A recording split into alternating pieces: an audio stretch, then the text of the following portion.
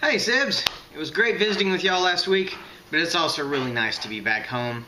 Though, kinda lonely, since I'm the only one back home so far. On the flight back, I found myself wondering, as I always do on an airplane, why is it necessary to turn off all personal electronic devices? Anything with an off switch, like, say, a flashlight. Because that's what they ask for. I understand why they want you to turn off things that use wireless, but I don't understand the others. So I thought I'd look into it, and here's what I found out.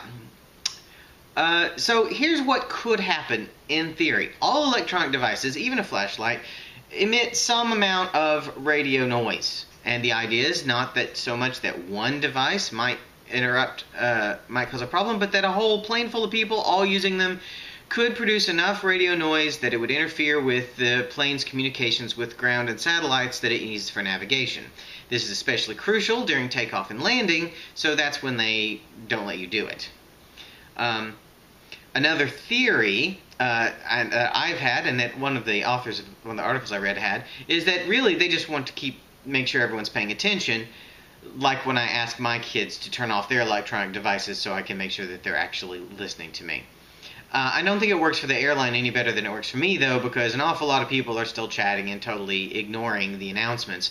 And if they really want me to pay more attention to the announcements, they need to do something about their own internal sound systems, because I try, and I still can't understand half of what the pilot is saying a lot of the times. But that aside, the trouble is, it's very hard to prove that this really ever happens. There's anecdotal evidence from various flight crews who had trouble with their planes, and then they found some people who had devices still turned on, got them to turn them off, and the problem seemed to go away. But actually reproducing it in controlled circumstances, they haven't been able to do, and it's been very hard to prove that it really, really could happen and isn't just a theory.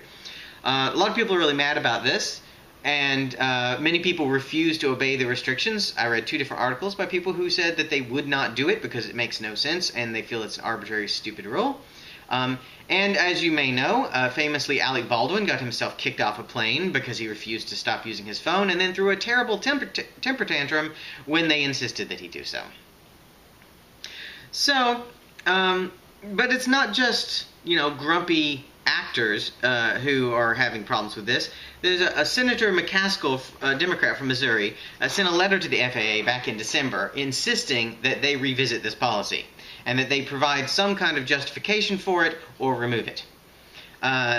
In fact, she said, if you don't do that, I'm going to try and push through legislation that will make it required by law that you allow people to use their electronic devices during the entire flight.